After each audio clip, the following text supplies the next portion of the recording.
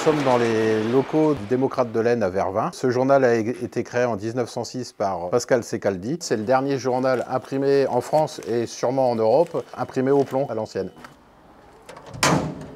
Et la première fois que je suis rentré, ce qui m'a frappé, c'est l'écrin, c'est le lieu où on se trouve. Je dirais c'est une ambiance un peu à la Harry Potter. On a des toiles d'araignée sur les murs, on a les peintures qui sont encore de 1906, on a les vieilles affiches qui ont été imprimées dans les années 70. Ça a un côté magique. Et puis après, il y a les machines. Elles sont sorties hors du temps. On a l'impression d'être dans l'univers de Jean Genet avec des couleurs et des formes complètement anachroniques qu'on ne trouve pas aujourd'hui. Quand on voit une imprimante informatique qu'on a sur son bureau et la rotation qui fait 5,20 m de long avec un bras comme une locomotive à vapeur, c'est vraiment génial. Les enfants, quand ils viennent visiter le Démocrate, ils sont émerveillés. On a 5 salariés, une journaliste, une secrétaire administrative, 2 linotypistes et nos 2 techniciens qui s'occupent de fabriquer le journal et de l'imprimer. Au niveau de la ligne éditoriale, on a principalement quelques informations départementales ou régionales, des informations locales, et puis après des articles de fond, des articles historiques. On fait beaucoup d'articles historiques. Hop, on va refaire. Allez, j'envoie. L'intérêt dans le journal, c'est qu'on ne va pas faire quelque chose de très linéaire, c'est-à-dire que les filets ne sont pas toujours les mêmes. Par exemple, là on parle de la musique, et ben on a tout un fond de petits clichés qui permettent d'avoir des motifs qui sont fort sympathiques. Puis il y a le côté encre qui coule un peu sur le papier, c'est l'authenticité du journal. Les puristes vont dire vous n'êtes pas très bon parce qu'il y a des défauts, il y a de l'encre qui beuve, il y a des filets qui ressortent, des choses comme ça, mais c'est aussi un peu l'intérêt de garder, comme je dis, la patine antiquaire sur le journal. Michel Moreau, je suis typographe et typiste ici au Démocrate depuis 7 ans. Bon, alors l'Arial, c'est pas une typographie? Pour moi, non, pour vraiment les puristes typographes, non. Nous, tout ce qui est typographie, c'est tout ce qui était lettres à plomb, dry casse et caractères. Alors là, je vous fais avoir quelques caractères du journal. Le numéro, c'est de la moscovite. Ici, week-end d'études, c'est du Victor Hugo, c'est l'ancien caractère. Hein. Nier du Centre-Bourg, c'est de l'American Hombre. Ah, moi, le préféré, c'est Victor Hugo. Hein.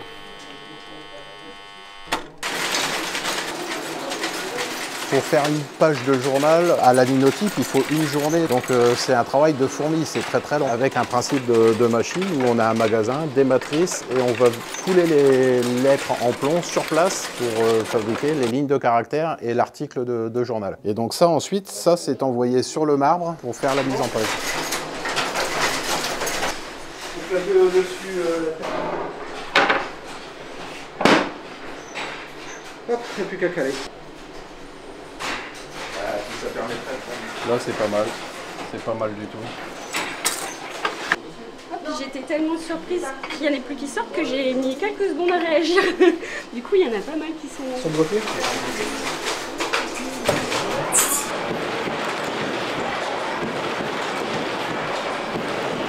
Les machines sont anciennes, donc capricieuses, parce qu'il y a de l'usure, il y a des axes qui commencent à avoir du jeu, des choses comme ça. On a des sangles en tissu pour pouvoir faire avancer le journal dans la machine pour la plieuse. Tout ça, ça va être sensible à l'humidité, à la chaleur, à l'hygrométrie. Et puis le moindre petit réglage qui change va faire que ça ne fonctionne pas. Alors pour entretenir les machines, aujourd'hui, quand on a une panne, on ne peut pas trouver de pièces détachées. Donc on est obligé de faire appel à des artisans locaux où on va amener la pièce défectueuse ou la pièce qui a été cassée pour qu'ils puissent nous la refabriquer à l'identique. Il y a un gros travail d'entretien. La rotative duplex date de 1924. Les linotypes datent des années 70, pour principalement celles qu'on utilise principalement. C'est toujours un travail fastidieux de faire fabriquer les pièces, de démonter et de régler les machines parce qu'il n'y a plus de notice.